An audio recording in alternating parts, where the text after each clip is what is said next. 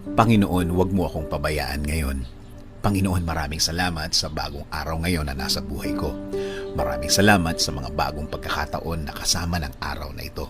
Salamat sa bagong gising ko na kasama ang mga bagong pag-asa. Panginoon, hinihiling ko po sa inyo na huwag niyo po akong pabayaan ngayong araw.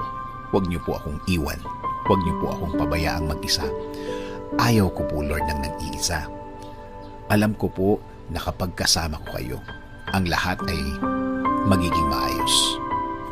Ang lahat ay tatakbo ng maganda at tahimik. Ang isang araw na kasama kayo, Lord, ay isang araw na nasa tama ang lahat. Alam ko, Lord, na ikaw ang magiging guide ko. Alam ko, Lord, kung ikaw ang maglilid ng buhay ko, mapupunta ito sa maayos at tahimik talaga ang lahat. Dahil alam ko na ang araw na ito ay bahagi ng inyong magandang plano. Lord, nasa gitna po ako ng isang